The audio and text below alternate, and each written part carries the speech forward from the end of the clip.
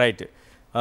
ఒకసారి ఇంతకుముందు మాట్లాడుకున్నాం కదా, పాలు పెతకడం దగ్గర నుంచి అన్నీ నేనే నేర్పించానంటారు కదా చంద్రబాబు నాయుడు గారు. ఏం మాట్లాడారు పాలు పెతకడం గురించి ఒక్కసారి వినండి, విని తరించండి ప్లీజ్. ఇప్పటికే చాలా మంది వెళ్ళారు. పాలు పిండే టైం ఎప్పుడైనా ఉంటారు కానీ సాయంత్రం అయితే మాత్రం టైం అయితే గంట కొట్టినట్టు మన వాళ్ళందరూ వెళ్ళాలి. అది జీవనోపాధి, అది తీసుకొచ్చింది కూడా నేనేనని చెప్పి మరొకసారి మీ అందరికీ తెలియజేసుకుంటూ, ఇప్పటికే చాలా మంది వెళ్ళారు. పాలు పిండే టైం ఎప్పుడైనా ఉంటారు కానీ సాయంత్రం అయితే మాత్రం టైం అయితే గంట కొట్టినట్టు మన వాళ్ళందరూ వెళ్ళాలి. అది జీవనోపాధి, అది తీసుకొచ్చింది కూడా నేనేనని చెప్పి మరొకసారి మీ అందరికీ తెలియజేసుకుంటూ, ఇప్పటికే చాలా మంది వెళ్ళారు. మేడం సమయం తక్కువగా ఉంది, కన్క్లూడ్ చేయండి మీరు. అసలు చేసినవి స్కూల్స్ విద్యా సంస్కరణలు ఒక విప్లవాత్మక, మంచి పదం చెప్పారు, ఒక విప్లవాత్మకమైనటువంటి సంస్కరణలు అవి తెచ్చి మీరు చెప్పుకోలేకపోయినా చంద్రబాబు నాయుడు గారు చూడండి లేనివి కూడా తాను చేసినట్టు చెప్పి ఆఖరికి పాలు పిండడం కూడా, పాలు పెతకడం కూడా గేదెలకు తానే నేర్పించాను ఎలా అనేది అని చెప్తున్నారు. మీరు చెప్పుకోలేకపోయారు ఎందుకు? ఎక్కడ వెనకబడిపోయారు? ఎందుకు చెప్పుకోలేకపోయారు మీరు చేసినవన్నీ? జగనన్న చేతల్లో చూపించేవారు, వాళ్ళు మాటలకే పరిమితం తప్ప చేతల్లో అవి చూపించిన పరిస్థితి మనం చూస్తూ ఉన్నామండి. సందర్భం వచ్చింది కాబట్టి నాకు పర్సనల్గా ఎక్స్పీరియన్స్ అయిన విషయం చెప్తాను. జగన్మోహన్ రెడ్డి గారు ముఖ్యమంత్రిగా ఉండేప్పుడు ఒక ఎమ్మెల్సీగా ఇక్కడ విశాఖపట్నంలోనే ఒక గవర్నమెంట్ స్కూల్కి ఒక మీటింగ్కి వెళ్ళడం జరిగింది.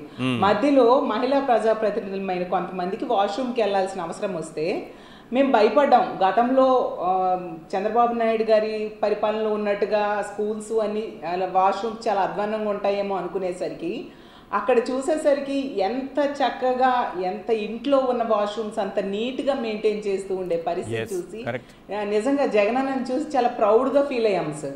అలాగే పెద్దలు కేఎస్ ప్రసాద్ గారు ఇందాక ఇంగ్లీష్ మీడియం గురించి మాట్లాడారు, దాని గురించి కూడా ఒక మొక్క చెప్దాం అనుకుంటున్నా. జగనన్న ముఖ్యమంత్రి కాకముందు ఇప్పుడు ఆటో నడిపే వాళ్ళు, అలాగే రిక్షా నడిపే వాళ్ళు చాలా మంది పిల్లలకి, కాన్వెంట్స్ చదివే పిల్లలకి అన్నమాట, వాళ్ళ ఆటోల్లో రిక్షాల్లో తీసుకెళ్తునేటప్పుడు మానసికంగా లోపల చాలా బాధపడేవారు. మా పిల్లల్ని ఎప్పుడు ఇలా ఇంగ్లీష్ మీడియం చదువులు చదివిస్తాము అని చాలా బాధపడేవారు సార్. చాలా మంది ఇంటికి వెళ్ళి కూడా వాళ్ళ భార్యలతో, అయ్యో నేను రోజు ఇంగ్లీష్ మీడియం స్కూల్స్కి పిల్లల్ని తీసుకెళ్తాను, నా పిల్లల్ని ఎప్పుడు చదివిస్తానని చెప్పుకునే సందర్భాలు ఎన్నో ఉన్నాయి.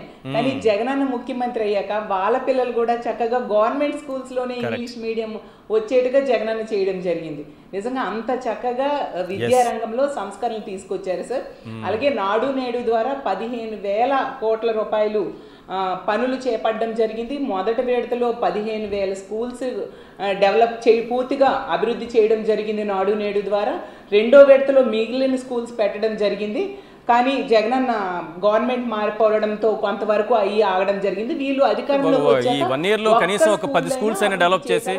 ఈవెన్ మంగళగిరిలో సార్ వాళ్ళ సొంత నియోజకవర్గం మంగళగిరిలో లోకేష్ గారు, అలాగే చంద్రబాబు నాయుడు గారు కుప్పంలో అయినా ఒక్క స్కూల్ డెవలప్ చేశారని నేను అడుగుతున్నాను సార్.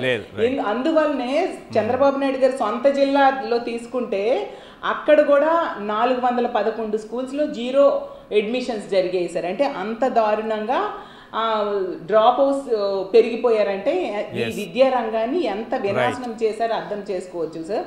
అసలు బాబు షూరిటీ భవిష్యత్ గ్యారంటీ అని చెప్పి వీళ్ళ అధికారంలోకి వచ్చి ఈ రోజు బాబు షూరిటీ మోసం గ్యారంటీ అన్న టైప్ గా పరిపాలిస్తూ ఉండే పరిస్థితి మనం చూస్తూ ఉన్నాం సార్.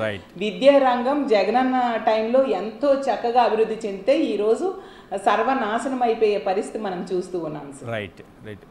చెప్పండి. వెంకటగిరి రాజా గారి స్కూల్ నెల్లూరులో దాన్ని రీసెంట్గా డెవలప్ చేసి వెంకటగిరి రాజా గారు మున్సిపల్ కార్పొరేషన్ స్కూల్ అని పెడితే ఆనంద్ రామరెడ్డి గారు లోకేష్ గారిని నెక్స్ట్ నారాయణ గారికి మొహం ఇడిచేశారు అదే వేదికగా. మీరు మున్సిపల్ మంత్రి అయినంత మాత్రాన కార్పొరేషన్ అని చెప్పి పేరు పెట్టేస్తారా? ₹1 కార్పొరేషన్ నిధులు ఇచ్చారా? ఇది సిఎస్ఆర్ యాక్టివిటీస్లోంచి మానా తెప్పలు పడి కాంట్రాక్టర్ల దగ్గర నుంచి డబ్బులు తీసి స్కూల్ని పరిరక్షిస్తే పేరు పెట్టుకోవడానికి వచ్చేస్తారు మీరు ఇద్దరని. విద్యాశాఖ మంత్రిని, మున్సిపల్ కార్పొరేషన్ మినిస్టర్ని అండ్ మున్సిపల్ కమిషనర్ని మొహం ఇడిచేశాడు ఆయన. అందుకే నేను క్యాబినెట్ మీటింగ్ లో లోకేష్ గారు బెక్క చచ్చిపోయి నాకు తెలియదు ఆ టాపిక్ డైవర్ట్ చేయడానికి ఆ ప్రశాంతం ఇష్యూ తీసుకొచ్చి ఎత్తికి పెట్టారు అనవసరంగా దరిద్రంగా.